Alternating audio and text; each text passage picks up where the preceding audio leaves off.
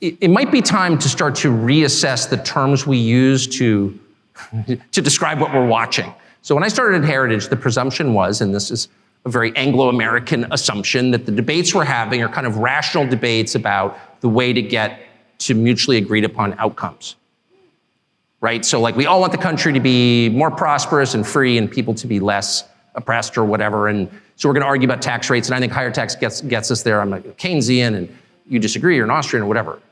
But the objective is the same. And so we write our papers and they write their papers and may the best papers win. I don't think that's what we're watching now at all. I don't think we're watching a debate over how to get to the best outcome. I think that's completely wrong. And I've come to this conclusion, and I should say at the outset I'm an Episcopalian, so don't take any theological advice from me because I don't have any. I grew up in the shallowest faith tradition that's ever been invented. It's not even a Christian religion at this point, I say with shame. But I'm just saying this as an observer of what's going on. There is no way to assess, say, the transgenderist movement with that mindset. Policy papers don't account for it at all. If you say, well, you know, I think abortion is always bad, well, I think sometimes it's necessary, that's a debate I'm familiar with. But if you're telling me that abortion is a positive good, what are you saying? Well, you're arguing for child sacrifice, obviously. It's not about like, oh, a teen girl gets pregnant and what do we do about that? And victims of rape, I get it. Of course I understand that. And I have compassion for everyone involved. But when the Treasury Secretary stands up and says, you know what you can do to help the economy? Get an abortion. Well, that's like an Aztec principle, actually. There's not a society in history that didn't practice human sacrifice. Not one, I checked. Even the Scandinavians, I'm ashamed to say. It wasn't just the Mesoamericans, it was everybody. So like, that's what that is.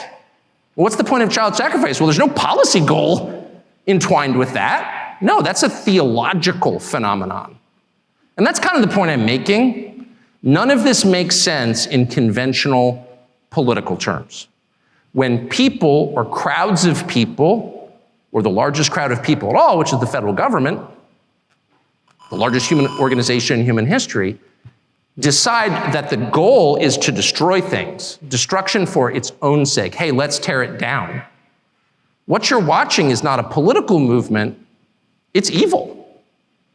So if you want to assess, and I'll put it in I'll stop with this. I'll put it in non-political, or non-specific theological terms, and just say, if you want to know what's evil and what's good, what are the characteristics of those? And by the way, you know, I think the Athenians would have agreed with this. This is not necessarily just a Christian notion. This is kind of a, I would say, widely agreed upon understanding of good and evil. What are its products? What do these two conditions produce?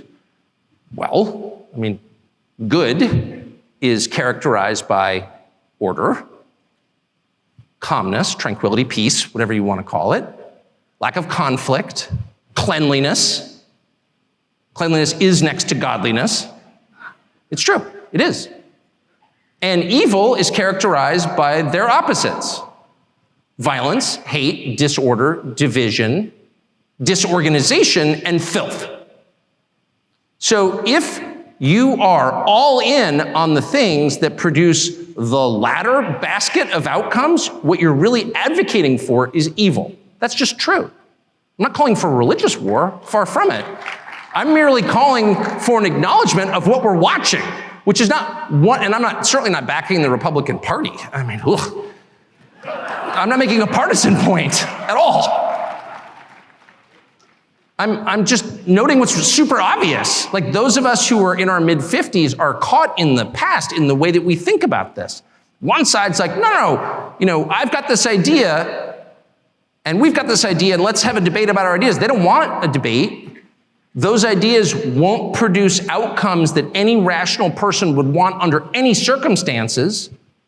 Those are manifestations of some larger force acting upon us.